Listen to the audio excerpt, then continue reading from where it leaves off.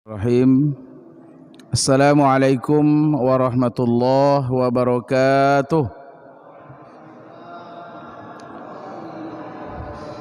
Bismillah walhamdulillah. Alhamdulillahilladzi qad akhraja nataijal fikri li arbabil hijah. Nahmaduhu jalla alal in'am bi ni'matil iman wal islam. Ashhadu an la ilaha illallah wahdahu la syarikalah wa ashhadu anna Muhammadan abduhu wa rasuluh la nabiyya wa la rasula ba'dah. Pengurus masjid yang sama kita hormati dan kita muliakan, Bapak dan Ibu jamaah sekalian yang insyaallah dimuliakan Allah Subhanahu wa taala. Alhamdulillah, kembali kita bersyukur memuji Allah Subhanahu wa taala. Pada malam hari ini alhamdulillah kita masih Allah berikan kekuatan baik secara zahir maupun secara batin, yang alhamdulillah dengan kekuatan itu kita bisa dapat hadir di rumah Allah dalam rangka memenuhi kewajiban kita sebagai hamba Allah yang dhaif, yaitunya melaksanakan salat fardhu maghrib dan dilanjutkan dengan isya. Mudah-mudahan Allah terima amal ibadah kita yang sudah dan yang akan kita laksanakan. Kemudian kita berselawat kepada Nabi besar Muhammad bin Abdullah bin Abdul Muttalib bin Hashim bin Abdul Manaf bin Qusay. Allahumma salli ala Sayyidina Muhammad. Semoga selawat dan salam kita Allah sampaikan malam ini kepada Rasulullah, dan insyaallah kita semua mendapatkan syafaat darinya, amin ya rabbal alamin. Bapak dan Ibu yang dimuliakan Allah Subhanahu wa taala, alhamdulillah kita baru selesai melaksanakan salat maghrib secara berjamaah. Salat ini adalah salah satu rukun Islam yang diwajibkan kepada setiap muslim. Setiap muslim wajib mendirikan solat. Dalil perintah untuk melaksanakan solat ini kita sudah tahu semua Bapak Ibu. Perintahnya ada dalam Quran, perintahnya ada dalam hadis. Bahkan solat itu menjadi tiangnya agama. As-salatu imaduddin. Solat itu tiangnya agama. Faman aqamaha faqad aqamaddin. Siapa yang mendirikan solat berarti dia mendirikan agamanya. Wa man tarakaha faqad hadamaddin. Siapa yang meninggalkan solat dengan sengaja berarti dia sedang meruntuhkan agamanya. Ini bukan saya yang bilang Bapak Ibu, tapi ini Rasulullah yang mengatakan, siapa yang meninggalkan solat ini dengan sengaja berarti dia adalah peruntuh-peruntuh agama. Jangan sampai peruntuh agama ini ada di dalam rumah kita Bapak Ibu. Kalau ada orang mau meruntuhkan masjid ini, datang orang pakai martil, diruntuhkannya masjid kita, dipecahkan kaca-kaca ini, dipecahkan granit kita, maka kita mau mati-matian Pak. Karena masjid ini adalah benteng kekuatan kita, ini dibangun dari dana swadaya umat. Kalau masjid kita ini sudah diruntuhkan, berarti panggilan jihad itu datang Pak. Nyawa pun mau kita taruhan di sini. Tapi terkadang ada hal yang kita lupa Bapak Ibu yang dimuliakan Allah. Ada orang yang mau meruntuhkan agama kita. Dia ada dalam rumah kita, satu atap dengan kita. Kebutuhannya kita penuhi, kita kasih makan, kasih belanja.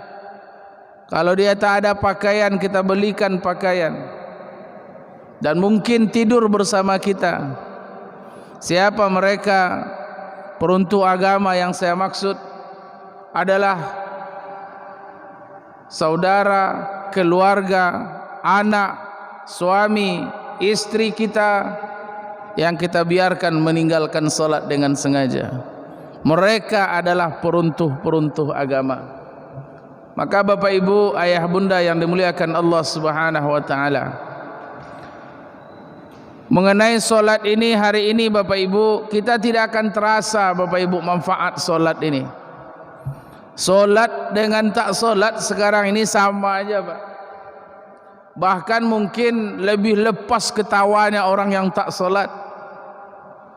Atau juga kita tidak sedikit melihat di luar sana orang yang kehidupannya semakin mewah Pak, padahal dia tidak ada solat. Jangankan solat Bapak Ibu, masuk Islam saja mereka tak mau. Tapi Allah berikan dia kehidupan yang luar biasa, kehidupan yang berkecukupan. Ketahuilah Bapak Ibu, ayah bunda yang dimuliakan Allah, memang solat maghrib, sedekah kita, puasa sunat kita, atau haji dan umroh kita, hari ini belum terasa manfaat semua itu. Saya akan analogikan Bapak Ibu, kita ini waktu berada dalam rahim ibu kita ini Pak, 40 hari kita ini berupa setetes air. Kemudian 40 hari berikutnya kita berubah menjadi darah. 40 hari berikutnya kita berubah menjadi segumpal daging. Dari daging ini kemudian Allah tiupkan roh. Setelah itu Allah bentuklah jasad kita sampai kita seperti manusia Pak. Ada kepala, ada mata, ada tangan, ada kaki. Ketika kita berada dalam rahim, dalam kandungan ibu kita, di situ sudah ada tangan, sudah ada kaki. Tapi di saat itu manusia berpikir, buat apa Allah ciptakan kaki ini? Gara-gara kaki inilah yang membuat tempat tidur kita semakin sempit Pak. Sampai-sampai kita tidur dalam perut ibu kita seperti ini Pak, seperti bayi yang sedang menghisap ibu jarinya. Kalau kita lihat, kalau kita USG Pak ya, apalagi yang 3 dimensi itu nampak Pak, bayi itu tidur seperti menghisap ibu jarinya. Dia merasa tempat tidurnya sempit Pak. Apa yang membuat dia sempit? Karena ada tangan, ada kaki. Kenapa Allah ciptakan tangan? Buat apa Allah ciptakan kaki? Gara-gara kaki dan tangan inilah tempat tidur saya menjadi sempit. Yang paling penting pada waktu itu adalah tali pusat Pak.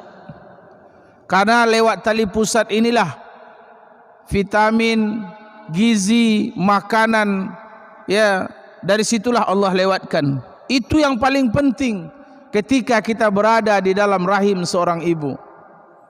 Waktu berlalu, musim berganti, sampailah kita berumur 9 bulan 10 hari. Datanglah waktunya kita harus dilahirkan ke muka bumi. Ketika kita lahir, yang pertama sekali yang dibuang oleh dokter itu adalah tali pusat kita Pak. Kita heran, kenapa tali pusat saya dibuang? Bagaimana saya makan? Bagaimana vitamin, gizi masuk ke tubuh saya? Tali pusat ini sangat penting. Kenapa tidak kaki yang dibuang? Kenapa tidak tangan yang dipotong? Hanya gara-gara kaki dan tangan inilah selama ini saya menderita dalam kandungan. Sempit tempat tidur saya. Kemudian hari berganti, musim berlalu, mulailah Bapak Ibu mata kita mulai terbuka. Barulah kita bisa melihat dunia ini. Baru kita sadar ternyata inilah gunanya mata.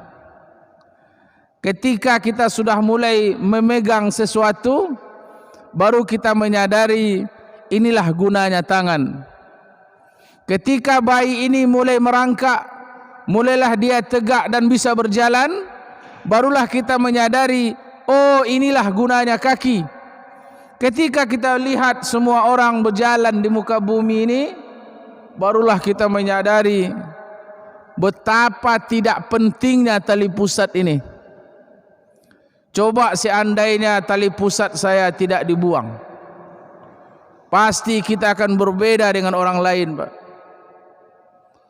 Syukur tali pusat saya dipotong ketika saya lahir. Sampailah kita melewati dunia ini 50-60 tahun, kita merasa yang paling penting dalam hidup ini adalah harta, Pak. Hartalah segalanya. Bahkan tidak sedikit kita mengatakan agama itu tak penting, solat itu tak ada gunanya. Buat apalah solat ni? Buang-buang waktu. Banyak orang yang solat tapi hidupnya tak berubah-berubah juga. Buat apalah sedekah ini? Gara-gara sedekah inilah harta kita berkurang. Buat apalah kita ini harus haji dan umrah? Itu hanya sia-sia saja, pemborosan. Bagaimana kalau dana haji ini kita tabung saja, bisa bangun tol dan lain sebagainya. Ini hanya pemborosan saja. Buat apa anak kita masuk pesantren? Tak ada gunanya. Payah cari kerja kalau tamat pesantren. Waktu berlalu Bapak Ibu, 10 sampailah 60 tahun atau 70 tahun kita hidup, datanglah masanya kita mesti pulang kampung. Datanglah waktunya kita mesti berangkat. Datanglah masa ajal kita mesti berakhir. Inna lillahi wa inna ilaihi raji'un. Ketika waktu itu setelah datang, janji Allah sudah pasti, barulah kita menyadari, oh, ternyata harta selama ini tak ada gunanya. Saya yang sibuk siang malam mencari harta, yang sibuk pagi dan petang, sampai perintah Allah pun kita tinggalkan demi harta dan jabatan ini. Ternyata ketika kita sudah dipanggil Allah, semuanya mesti dibagi. Semuanya mesti dibagi. Belum kita kadang meninggal, Pak, harta kita sudah dibagi, Pak. Meninggal kita hari Senin, itu hari Selasa anak kita sudah datang ke rumah RT, Pak, membuat surat keterangan meninggal dunia. Buat apa? Buat memindahkan BPKB mobil, untuk memindahkan tabungan rekening bank, untuk balik nama surat-surat tanah, membalikkan nama surat rumah, kebun, semuanya mesti dibagi Bapak Ibu yang dimuliakan Allah. Apa yang kita bawa pulang menghadap Allah? Hanya beberapa lapis kain kafan. Itulah yang kita bawa menghadap Allah Subhanahu wa taala. Ternyata apa yang kita anggap tidak manfaat selama ini, barulah terasa, oh ternyata inilah manfaat sedekah, Pak. Yang selama ini saya merasa sedekah hanya mengurangi harta, ternyata ketika di alam barzah sudah terasa, ternyata sedekah itu luar biasa fadilahnya. Bahkan jikalaulah orang-orang mati itu Allah hidupkan kembali, amalan yang pertama mereka lakukan adalah sedekah. Rabbi laula akhartani ila ajalin qarib fa asaddaqa wa akum minas salihin. Jikalaulah engkau tunda ya Allah kematian ini sesaat saja, fa asaddaqa, saya akan bersedekah sebanyak-banyaknya. Nah inilah Bapak Ibu yang dimuliakan Allah. Ternyata salat yang kita lakukan itulah pertama sekali dihisap oleh Allah Subhanahu wa taala sebelum Allah menghisap amalan-amalan yang lain. Bapak Ibu, ayah bunda yang dimuliakan Allah, maka kita kembali inti pembicaraan kita, jangan pernah remehkan salat ini, Pak. Jangan pernah remehkan, jangan pernah anggap enteng salat ini. Inilah masa-masa yang sangat mendebarkan kita. Ibarat kita ini, Pak, bagi bapak ibu yang mungkin pernah berpacaran, masa-masa yang paling mendebarkan itu ketika ingin berjumpa dengan kekasih kita. Nih mau malam mingguan ini, sudah lama tak jumpa, ingin berjumpa dengan kekasih kita, itulah masa-masa yang paling mendebarkan. Kita akan melakukan sesuatu yang sangat terbaik dan sempurna. Pakai pakaian terbaik kita, pakailah parfum terharum kita, tampilkan tampilan yang terbaik kita, berbicara dengan tutur kata yang paling baik kita, karena kita bertemu dan berjumpa dengan orang yang sangat kita sayangi. Maka perjumpaan dengan Allah saat yang paling mendebarkan. Inilah masa solat. Ketika kita berdiri tegak menghadap Allah Subhanahu wa taala, itulah masa komunikasi kita dengan Allah Subhanahu wa taala. Maka jangan anggap remeh tentang solat ini Bapak Ibu. Orang yang benar solatnya, inna solata tanha anil fahsya iwal munkar. Sesungguhnya solat yang benar itu pasti mencegah perbuatan keji dan mungkar. Timbul pertanyaannya hari ini, ada orang solat Ustaz, rajin solatnya, solat wajib rajin, solat sunat pun tak ketinggalan. Di saat orang sibuk dia solat, namanya solat duha. Di saat orang tidur dia pun solat, namanya solat tahajud. Tapi sayang sedikit, maksiatnya juga rajin Pak. Fahsya'nya masih jalan. Fahsya' itu apa? Perbuatan zina masih dia lakukan, mungkarnya masih dia kerjakan, mencuri, maling, kemudian berbohong, menipu, tapi dia rajin solat. Pertanyaannya, ini siapa yang salah? Ayatkah yang salah atau solatnya yang tak benar? Kalau ayatnya yang salah, ayo Bapak Ibu kita sama-sama ke Kementerian Agama, kita usulkan agar ayat yang satu ini ditip-ek saja, karena tak sesuai. Tapi ayat tak mungkin salah Bapak Ibu. Ayat itu benar. Inna solata tanha anil fahsya'i wal munkar. Sesungguhnya solat itu mencegah perbuatan keji dan mungkar. Yang salah apa? Solatnya Pak. Berarti solatnya belum benar. Bagaimana solat yang benar, yang bisa mencegah perbuatan keji dan mungkar itu? Solat yang seperti apa?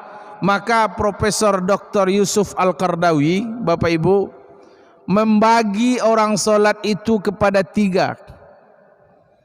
Yang pertama, ada orang solat itu namanya khasyi'un. Yang kedua, ada orang solat itu namanya sahun. Pertama khasyi'un, khusyuk. Yang kedua sahun, lalai. Yang ketiga yura'un, riya. 3 macam orang solat. Yang pertama khasyi'un, orang yang khusyuk. Inilah solat yang benar Pak. Bagaimana meraih solat yang benar, yang khusyuk ini? Yang pertama kita benarkan zohir dulu Pak. Syarat dan rukun solat secara zohiriyah benar. Apa syarat dan rukun solat? Ini udah hafal semuanya Pak. Pertama, suci. La solata liman ahdasa hatta yatawadda. Tidaklah sah solat orang yang berhadas sampai dia betul-betul suci dengan berwudu. benarkan wuduk kita. Yang beristinja buang air kecil, benarkan istinjaknya. Suci. Yang kedua, menutup aurat, benarkan cara menutup auratnya. Mana aurat laki-laki antara pusat dan lutut, mana aurat perempuan seluruh anggota tubuhnya kecuali muka dan telapak tangan. Yang ketiga, menghadap kiblat. Ini sudah kita lakukan. Yang keempat, kerjakan solat di dalam waktunya. Ini syarat sah solat secara zahiriah. Yang kedua, secara batiniahnya bagaimana? Maka Bapak Ibu yang dimuliakan Allah, yang pertama untuk meraih solat yang khusyuk yang benar itu, benarkan tobat kita dulu Bapak Ibu. Apa yang kita ikrarkan di hadapan Allah, maka itu adalah janji yang mesti kita jalani. Apa saja yang kita baca ikrarkan di hadapan Allah. Ketika kita masuk ke dalam masjid, kita berdiri dalam keadaan berharap di hadapan Allah ini, apa yang kita ikrarkan? Yang pertama, Allahu Akbar. Itu adalah ikrar kita bahwa Allah lah yang maha besar. Maka yang lain ini kecil ini Pak. Harta itu kecil, pangkat itu kecil, itu kekayaan itu kecil, atasan kita itu saya nak berani ni Pak ya. Pokoknya semuanya kecil. Yang besar adalah Allah. Itu ikrar loh Pak. Maka ketika kita di luar salat, besarkanlah Allah dalam kehidupan kita. Semuanya kecil ini Bapak Ibu. Kecil. Jangan takut miskin. Jangan terlalu takut berlebihan miskin, Pak. Jangan terlalu takut berlebihan dengan corona. Takut yang berlebihan itu juga tidak boleh. Karena rasa takut itu bagian dari ujian dari Allah Subhanahu wa taala. وَلَنَبْلُوَنَّكُمْ بِشَيْءٍ مِّنَ الْخَوْفِ. Sungguh kami akan menguji kamu dengan sesuatu minal khauf, dari rasa takut. Takut sekali, Pak. Sampai takut dia kepada makhluk melebihi takut kepada Allah Subhanahu wa taala, berarti dia sudah membesarkan makhluk di hadapan Allah Subhanahu wa taala. Itu ikrar. Apalagi ikrar kita di dalam salat. Benarkan taubat kita kalau betul-betul taubat. Apa kita baca ketika duduk antara dua sujud? Rabbighfirli, ya Allah, ampunilah aku ya Allah. Kalau kita beristighfar kepada Allah, maka ada dua syarat. Pertama menyesal, yang kedua berjanji tidak mengulang. Jadi ketika kita baca Rabbighfirli, maka di situ kita sedang berikrar di hadapan Allah, ya Allah, ampunilah saya ya Allah, saya menyesal dan saya tidak akan berjanji lagi. Ini benar-benar tobat ini, Pak. Dihayati setiap ikrar kita di hadapan Allah Subhanahu wa taala. Maka orang yang solat seperti ini, dia betul-betul beristighfar, berjanji tidak mengulang, dan dia menyesal tidak akan mengulang dosa itu lagi. Maka solat yang seperti inilah ketika dibawa keluar, dia ingat apa yang sudah dia ikrarkan di hadapan Allah.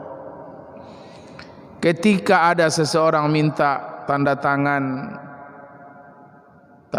nih Pak, untuk memuluskan proyek yang tak baik, Pak, dia ingat bahwa dia pernah berikrar di hadapan Allah. 5 kali dia berikrar di hadapan Allah. An ta'budallah ka'annaka tarahu fa illam takun tarahu fa innahu yaraka. Kita menyembah Allah seolah-olah kita melihat Allah itu. Jika kalian tidak bisa melihat Allah, yakinlah Allah sedang melihat kita. Ketika datang orang minta tanda tangan memuluskan proyek yang kurang baik ini, dia ingat bahwa dia sedang dilihat Allah dan dia pernah berikrar di hadapan Allah, Rabbighfirli, ya Allah ampunilah saya ya Allah. Kita pernah menyesal dan pernah berjanji tidak akan mengulang lagi. Warhamni wajburni, tuntunlah saya ya Allah. Sekarang sudah Allah tuntun ini. Warfa'ni, tinggikan derajat kami. Wahdini wa'afini wa'fu anni. Nah inilah Bapak Ibu yang dimuliakan Allah, golongan solat yang pertama, khasyi'in, orang yang betul-betul khusyuk, Pak. Betul-betul dia berikrar di hadapan Allah, tegak berdiri di hadapan Allah, zahir dan batin sedang menghadap Allah Subhanahu wa taala. Hayatilah Bapak Ibu, kita sedang bercakap-cakap dengan Allah. Makanya tidak main-main Bapak Ibu.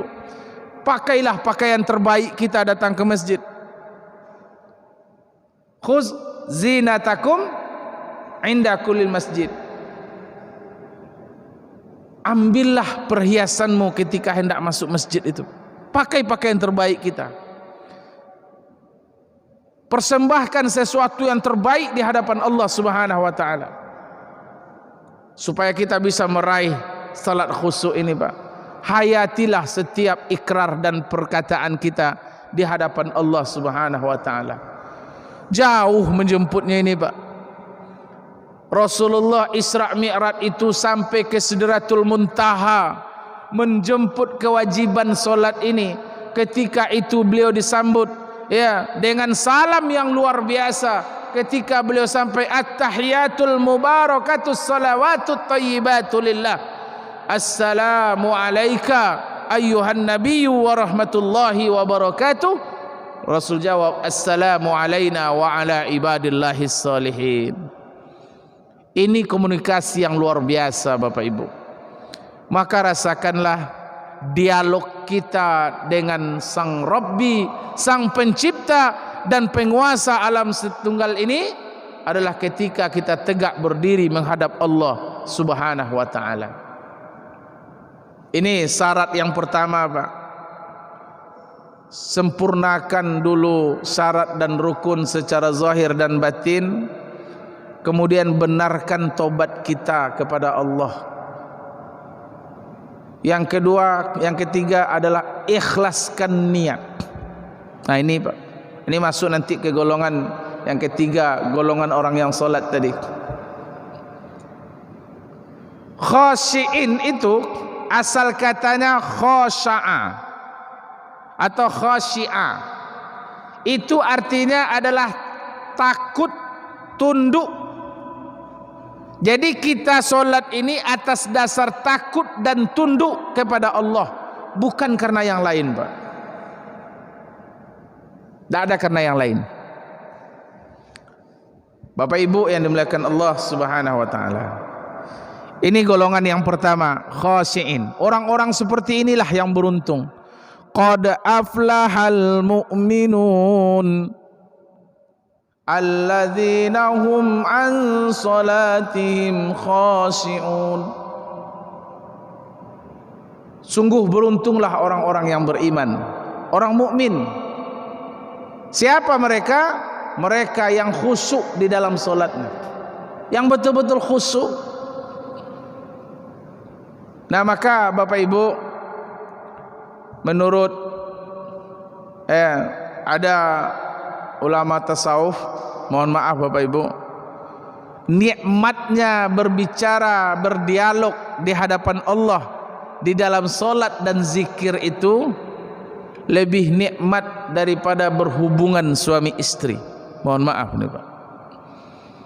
Ada ulama tasawuf mengatakan betapa nikmatnya bercakap-cakap dengan Allah, ingin berlama-lama dengan Allah Subhanahu wa taala. Tidak ada kenikmatan di atas kenikmatan berdialog dengan Sang Pencipta alam semesta ini. Begitu nikmatnya Bapak Ibu. Kenapa? Karena setiap ucapan kita langsung dijawab oleh Allah Subhanahu wa taala. Yang kedua, golongan orang yang salat adalah sahun. Siapa sahun itu? Adalah orang-orang yang lalai. Fawailul lil musallin alladzina hum an salatihim sahun. Ya, alladzina hum an salatihim sahun. Mereka yang lalai, Pak. Ada orang yang lalai. Banyak yang lalai. Pertama, lalai hatinya, Pak. Ini yang paling takut kita. Hatinya itu lalai. Ketika dia solat, hatinya entah kemana-mana aja, Pak. Bahkan dia bisa mengingat semua aktivitasnya satu hari itu di dalam solat. Bisa dia ingat semuanya, Pak. Bahkan dia bisa mengingat nama-nama orang. Ini lalai. Ada dia jumpa tadi sore sama seseorang, tapi dia lupa namanya. Siapalah? Kalau tidak salah saya pernah jumpa dia dulu, bertetangga dengan saya dulu. Ingatnya kapan? Di dalam solat baru ingat, Pak, ya. Oh iya, namanya si Fulan gitu. Jadi Bapak Ibu, lalai. Jadi banyak hal yang melalaikan kita ini. Karena setan juga tidak tinggal diam, Pak. Makanya banyak kita perhatikan orang dalam solat ini, Pak, ya. Ada jamaah mengadu sama saya, Ustadz, bagaimana hukumnya orang solat begini, solat begini, solat begini. Ada orang solat digerak-gerakkannya telunjuknya. Ada orang solat orang sami Allahu liman hamidah, i'tidal itu lepas tangan dia masih gini tangannya. Saya balik bertanya, Bapak ini solat banyak melihat orang ini atau macam mana, Pak? Pokoknya dia tahu aja orang semuanya, Pak. Jadi dia sibuk melihat, perhatikan orang aja solatnya. Jadi waktu kita baca tahiyat itu, kita disunatkan melihat ujung telunjuk kita, bukan ujung telunjuk kawan. Ya, dalam fikih itu kan ujung telunjuk kita yang harus dilihat, Pak. Asyhadu an la ilaha illallah. Lihat ujung telunjuk kita. Jangan ujung telunjuk kawan yang diperhatikan. Jadi tinggalkan hal-hal yang melalaikan kita, Pak. Ada orang yang lalai waktunya. Lalai waktu. Solat zuhur di ujung-ujung waktu menjelang asar. Solat maghrib di ujung-ujung waktu menjelang isya. Solat subuh di ujung-ujung waktu mau terbit matahari. Baru ini lalai waktunya. Ada orang yang solat seadanya, Pak. Berpakaian seadanya. Dia kaya, tapi dia pelit kepada dirinya. Ke masjid memakai sarung yang sudah tahun 1965 sarung itu dibeli, Pak. Masih pakai juga. Bukannya tak mampu, tapi memang dia kebiasaan menghadap Allah dengan apa adanya. Yang ketiga golongan orang yang salat adalah yura'un. Alladzina hum yura'un. Ada orang salat, rukunnya bagus, berwuduknya sempurna, bacaannya bagus, kemudian di awal waktu berjamaah tidak pernah tinggal, tapi sayang sedikit ria, Pak. Ini ria nih. Dia tegak berdiri menghadap Allah bukan karena Allah, tapi agar dia diperhatikan dan dikatakan seorang yang alim dan ahli ibadah. Maka Bapak Ibu yang dimuliakan Allah, mudah-mudahan kita yang hadir ini termasuk golongan yang pertama, yaitu khashi'un. orang-orang yang khusyuk secara zahir dan secara batin. Solat yang seperti inilah yang insya-Allah mencegah perbuatan keji dan mencegah perbuatan mungkar, insya-Allah. Amin ya rabbal alamin. Demikian Bapak Ibu, terima kasih banyak, semoga bermanfaat. Subhanakallahumma wa bihamdika asyhadu an la ilaha illa anta astaghfiruka wa atubu ilaik. Alhamdulillahirabbil alamin. Assalamualaikum warahmatullahi wabarakatuh.